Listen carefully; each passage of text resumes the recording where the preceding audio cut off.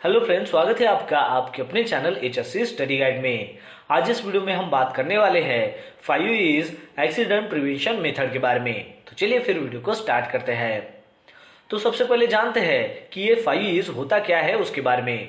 तो 5E's जो है ये एक प्रोसेस है जिसके कारण वर्किंग साइट पर होने वाले जो भी एक्सीडेंट है उसको हम प्रिवेंट कर सकते हैं। और ये जो मेथड है ये काफी इफेक्टिव है, जिसकी वजह से साइट पर होने वाले जो भी एक्सीडेंट्स है उसको हम यहाँ पर कंट्रोल कर सकते हैं। चलिए अब जानते हैं कि ये 5E's मॉडल क्या होता है उसके बारे में, जिसे हम 5E's मेथड भी जो है वो कह सकते हैं। तो इसके नाम में ही जो है इसका मीनिंग छुपा हुआ है, यानी कि 5 जो है ऐसे ईज होते हैं जिसका यहाँ पर जो है अलग अलग मीनिंग होता है। तो सबसे पहला ई स्टैंड फॉर होता है एजुकेशन, सेकंड है यहाँ पर इंजीनियरिंग, थर्ड है यहाँ पर इन्फोर्समेंट, फोर्थ है यहाँ पर इनकरेजमेंट और फिफ्थ है यहाँ पर इवैल्यूएशन। तो ऐसे टोटल यहाँ पर 5E होते हैं जिसको हम 5E's मॉडल कहते हैं। अब थोड़ा इसको डिटेल में जानते हैं। तो सबसे पहले जानते हैं एजुकेशन के बारे में। तो 5E's का जो पहला स्टेप है वो है एजुकेशन, और ये जो है ये काफी इफेक्टिव जो है मेथड है, जिसकी वजह से एक्सीडेंट को और भी यहाँ पर एक्सटेंड होने से जो है हम यहाँ पर प्रिवेंट कर सकते हैं। अब यहाँ पर एक्सीडेंट का मेन कॉज जो है ये होता है कि लोगों को जो है उसके बारे में अवेयर ना हो, यानी कि एजुकेशन उसके पास ना हो, या फिर उनको जो है एजुकेशन की वहां पर कमी हो। जब भी कोई पर्सन जो है कुछ काम करता है और अगर उस पर्सन को उस काम के बारे में अगर नहीं पता है तो उस वक्त जो है उसकी हाथों से जो है वहां पर गलती हो सकती है, यानी कि ह्यूमन एरर जो है वहां पर हो सकता है, और वही जो है यहाँ पर एक्सीडेंट का जो है कारण बन सकता है। तो ऐसे सिचुएशन में जो है उस पर्सन को वहां पर एजुकेट करना काफी जरूरी होता है, जो भी वो काम कर रहा है, और उसको जो है काम करने से पहले जो है उस काम के बारे में सारी जानकारी एज ए एजुकेशन के तौर पर जो है उसको देना काफी जरूरी होता है। जब आप उसको उस काम के बारे में जो है एजुकेशन देते रहते हैं तो उसका जो है एक पॉजिटिव रिजल्ट जो है आपको देखने को मिल सकता है। अब ये जो एजुकेशन है ये आप कैसे दे सकते हो? तो एग्जांपल के तौर पर अगर कोई पर्सन जो भी टूल्स या फिर टैकल्स या फिर इक्विपमेंट अगर ऑपरेट करता है तो उसको कैसे सेफली जो है वो हैंडल कर सकता है, कैसे उसका इस्तेमाल करना है, उसके बारे में जो है आप उसको एजुकेट कर सकते हो, गाइड कर सकते हो। फिर उसके बाद है कि कोई भी काम शुरू करने से पहले उस काम के बारे में जो भी जानकारी है, यानी कि उस काम में क्या हजार्ड हो सकते हैं, उसके लिए क्या प्रिकॉशंस लेने हैं, तो ये जो सारी जानकारी है आप उसको टूल बॉक्स टॉक के मीटिंग के जरिए जो है प्रोवाइड कर सकते हो, उसको एजुकेट कर सकते हो। फिर उसके बाद है कि कंपनी जो है वो अगर ऑर्गेनाइज करती है सेमिनार, वो भी टाइम टू टाइम, तो उसकी वजह से क्या होगा कि लोगों को जो है उस सेमिनार के जरिए जो है यहाँ पर एजुकेशन जो है दिया जाएगा। जैसे कि कोई फिल्म के माध्यम से जो है आप जो है लोगों को यहाँ पर एजुकेट कर सकते हो कि एक्चुअली में जो है सेफली जो है वो काम कैसे किया जाता है। तो इस तरीके से जो है आप लोगों को जो है यहाँ पर एजुकेट कर सकते हो। फिर उसके बाद है इंजीनियरिंग। तो इंजीनियरिंग जो है ये 5E's प्रोसेस का जो है सेकंड मोस्ट इंपॉर्टेंट पॉइंट है, यानी कि इंजीनियरिंग कंट्रोल। तो इसके जरिए जो है हम कंपनी में होने वाला जो भी हाई लेवल का जो टास्क है उसको यहाँ पर जो है सेफली हम अचीव कर सकते हैं। एग्जाम्पल के तौर पर अगर पर्सन किसी मशीन को ऑपरेट कर रहा है और उस मशीन को अगर गार्ड नहीं लगाया गया है तो उसको जो है हमें सबसे पहले गार्ड लगाना है। अब गार्ड लगाने की जो प्रोसेस है उसी को ही हम यहाँ पर इंजीनियरिंग जो है कंट्रोल कहते हैं। एग्जाम्पल के तौर पर अगर कोई ग्राइंडिंग मशीन से जो है ग्राइंडिंग कर रहा है और उस ग्राइंडिंग मशीन को जो है वहां पर गार्ड नहीं लगाया गया है तो उसको जो है सबसे पहले हमें गार्ड लगाना है, तो वो हो गई यहाँ पर इंजीनियरिंग कंट्रोल।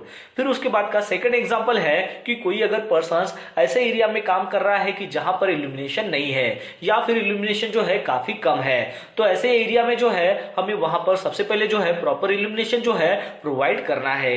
जैसे ही हम वहां पर प्रॉपर इल्यूमिनेशन प्रोवाइड करते हैं यानी कि हम वहां पर इंजीनियरिंग कंट्रोल जो है वो यहाँ पर फॉलो कर रहे हैं। थर्ड है यहाँ पर एडवांस पीपीज, यानी कि कोई भी काम करने से पहले जो है पहले से ही जो है आपको सोचना है कि उस काम के लिए जो है आपको क्या पीपीज जो है लगने वाली है।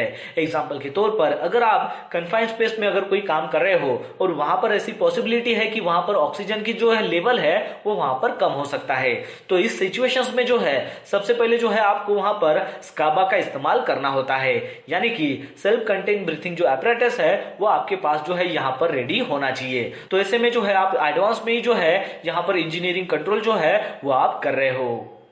फिर उसके बाद है इन्फोर्समेंट।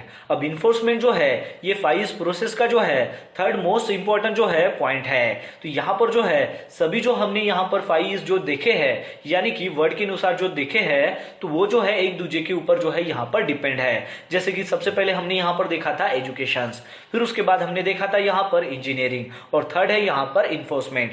तो जैसे कि जो पहला वर्ड है एजुकेशन, फिर सेकंड, थर्ड, फोर्थ, फिफ्थ, तो ये जो है एक दूसरे के ऊपर जो है यहाँ पर डिपेंड है। इसलिए हमें जो भी फाइव के जो भी वर्ड है यहाँ पर जो शुरू से लेकर हमने लास्ट तक देखे हैं उसको यहाँ पर इंपॉर्टेंट देना जो है वो भी सीरियल वाइज वो काफी यहाँ पर इंपॉर्टेंट हो जाता है।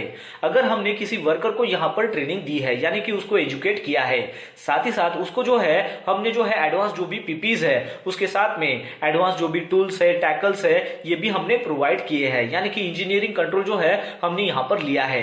फिर भी अगर एक्सीडेंट अगर हो रहा है तो हमें वहां पर देखना यह जरूरी होगा कि वहां पर उस एक्सीडेंट के पीछे क्या रूट कॉज है, और उस एक्सीडेंट के पीछे जो भी रूट कॉज जैसे ही हमें मिलता है तो उसके बदौलत जो है हम यहाँ पर नए रूल्स जो है वो बना सकते हैं। साथ ही साथ उस रूल को जो है हमें वहां पर इंप्लीमेंट करना काफी जरूरी होता है। जब भी हम नए रूल्स बनाते हैं और उसको इंप्लीमेंट करने की कोशिश करते हैं तो उस वक्त जो है हमें ये काफी ध्यान रखना जरूरी होता है कि उस नए रूल को जो है कौन पर्सन वहां पर फॉलो कर रहा है और कौन ऐसे पर्सन है जो इसको फॉलो नहीं कर रहे हैं। जो भी कोई पर्सन इस नए रूल को अगर फॉलो नहीं कर रहा है, इग्नोर कर रहा है, तो हमें उस पर्सन के ऊपर जो है प्रेशर देना काफी जरूरी है ताकि वो जो है उस नए रूल को जो है फॉलो करे। क्योंकि हमारा ये मोटो यहाँ पर रहता है कि कंपनी में जो भी एक्सीडेंट अगर हो रहे हैं तो उस एक्सीडेंट को जो है यहाँ पर प्रिवेंट किया जा सके, वो भी नए रूल के जरिए। और अगर कोई पर्सन अगर बताने के बाद भी अगर उसको इग्नोर कर रहा है, फॉलो नहीं कर रहा है, फिर हमें जो है उसको इन्फोर्समेंट के जरिए जो है उसको फॉलो कराना होगा। एग्जाम्पल के तौर पर हम उसके ऊपर जो है पेनाल्टी भी लगा सकते हैं अगर उस रूल को अगर वो फॉलो नहीं करता है तो। फिर उसके बाद है इनकरेजमेंट। तो इनकरेजमेंट जो है ये यहाँ पर फाइव जो प्रोसेस है उसका फोर्थ इंपॉर्टेंट पॉइंट है। जैसा कि हम देखते हैं कि कई सारे जो वर्कर्स है वो कंपनी में काम करते हैं और काम करते वक्त जो है वो सेफ्टी को फॉलो करते हैं, या फिर हम ये भी कह सकते हैं कि जब भी वो कोई काम करते हैं तो उनके जरिए जो है कोई भी अनसेफ एक्टिविटी नहीं होती है जिसके कारण कोई भी जो है एक्सीडेंट नहीं होता है। तो ऐसे जो भी वर्कर्स है जो सेफ्टी रूल्स को साइट पर फॉलो करते हैं काम करते वक्त, तो मैनेजमेंट ने जो है ऐसे वर्कर की जो है डिटेल्स लेना काफी जरूरी हो जाता है, वो भी सेफ्टी सुपरवाइजर से हो या फिर साइट सुपरवाइजर से हो। और वो डिटेल्स इसलिए लेना जरूरी है ताकि वो उनको रिवार्ड दे सके, उनको जो है बख्शिश दे सके, ताकि ऐसे वर्कर्स को जो भी सेफ्टी रूल्स फॉलो कर रहे हैं उनको अगर रिवार्ड दिया जाता है तो उस व्यक्ति को देखकर जो है कई सारे वहां पर जो भी वर्कर्स रहेंगे तो उनको भी ये लगेगा कि अगर वो सेफ्टी रूल्स अगर फॉलो करते हैं काम करते वक्त तो उनको भी जो है यहाँ पर रिवॉर्ड मिल सकता है। अब वर्कर लोगों को इंकरेजमेंट करने के लिए जो है आप कई सारे जो है ऐसे काम कर सकते हो, जैसे कि मैनेजमेंट जो है सेफ्टी रिलेटेड जो भी कॉम्पिटिशंस है उसको जो है अरेंज कर सकते हैं। जैसे कि काम के बारे में जो भी सेफ्टी हो गया, मतलब काम के रिगार्डिंग जो भी सेफ्टी है क्या क्या लेना है इसके बारे में जो है आप कंपटीशन जो है कंडक्ट कर सकते हो। और यहाँ से जिस किसी पर्सन को सेफ्टी के बारे में अच्छा खासा नॉलेज होगा वहां पर जो है उसको जो है आप यहाँ पर सेलेक्ट कर सकते हो, उसको जो है इंकरेज कर सकते हो।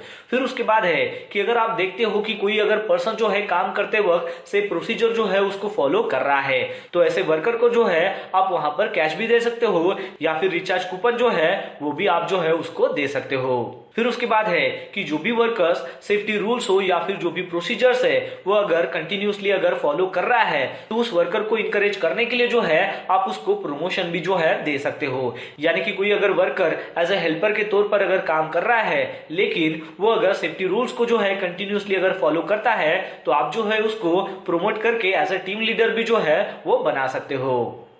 फिर उसके बाद है इवैल्यूएशन।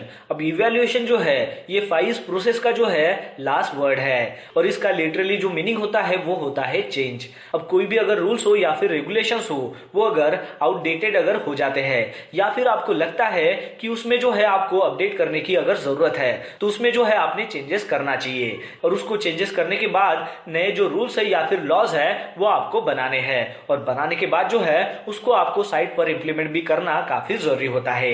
एग्जाम्पल के तौर पर अगर आप कोई एक पर्टिकुलर जो प्रोसीजर है काम करने की वो अगर आप फॉलो कर रहे हो, लेकिन उस प्रोसीजर को फॉलो करने के बाद भी अगर आप देखते हो कि उसकी वजह से जो है एक्सीडेंट जो है आपको देखने को मिलते हैं, तो उस वक्त जो है आपको उस प्रोसीजर में जो है कुछ अपडेशन करना काफी जरूरी होता है ताकि जो भी एक्सीडेंट है वो वहां पर ना हो पाए। तो इस तरीके से जो है आप यहाँ पर इवैल्यूएशन भी जो है वो कर सकते हो।